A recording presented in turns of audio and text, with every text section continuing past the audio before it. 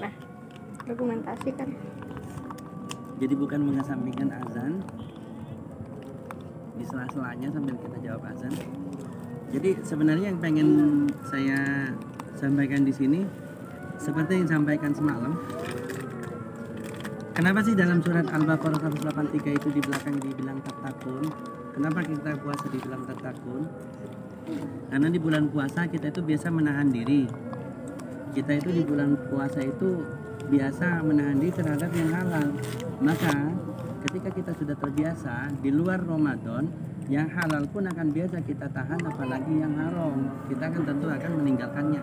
Nah, bagaimana cara kita menjalankan Ramadan dengan mudah agar terasa mudah dan ringan?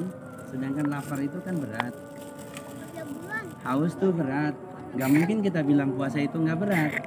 Nah, caranya adalah dengan kita meyakini bahwasanya semua syariat Allah itu adalah yang terbaik. Seandainya syariat Allah itu masih terasa sakit bagi kita, masih terasa merugikan, sadarilah bahwasannya itu semua terjadi karena kita tidak mengerti syariat itu.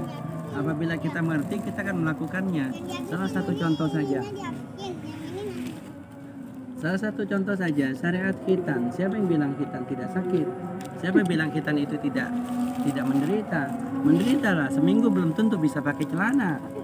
Kalau pakai celana pun dipaksa ya, kegeser dikit juga ada aduk. Kenapa kita mau melaksanakannya? Karena kita tahu itu yang terbaik untuk Allah. Nah, demikian juga dengan puasa. Kalau kita melaksanakannya dengan kesadaran bahwasannya puasa itu adalah yang terbaik untuk kita, bahkan di ayat 184 Allah itu menekankan jika orang sakit itu mau berpuasa itu khairul lahum. Itu lebih baik buat mereka berpuasa bagi orang yang sakit. Di situ tidak disebutkan bahwasanya orang sakit yang kronis, enggak, kayak orang sakit mau berpuasa itu lebih baik buat mereka gitu. Bahkan kita ketahui dalam ilmu kedokteran, orang yang mau operasi pun kronis itu harus puasa dulu, betul nggak? Harus puasa dulu gitu. Ternyata dari sini, ayat sini membuktikan bahwa semua syariat Allah itu adalah yang terbaik. Makanya ketika kita sudah tahu syariat Allah itu terbaik, kita akan enjoy melaksanakannya.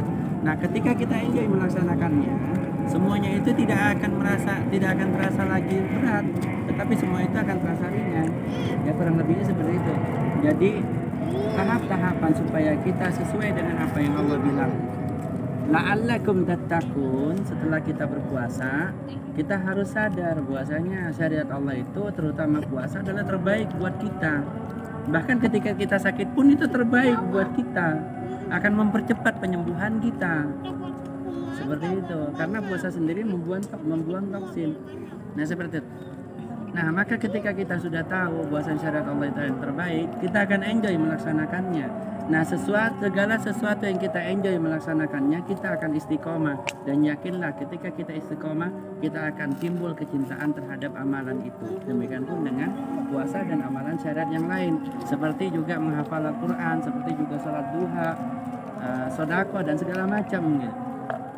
Makanya kenapa salah satu motivator terbaik yang tiketnya belasan juta berkata, sebaik-baik usaha adalah yang dimulai dari hobi. Kenapa? Kalau dimulai dari hobi, rugi pun dia nggak akan berutuh. Kenapa? Karena dia udah senang gitu. Nah, demikian pula apabila kita sudah meyakini Al-Quran isinya adalah syariat yang terbaik dan kita enjoy melaksanakan syariat itu, maka sakit pun kita akan senang, lapar pun kita akan senang. Maka kata Allah, untuk orang berpuasa itu farhatain, dua kebahagiaan.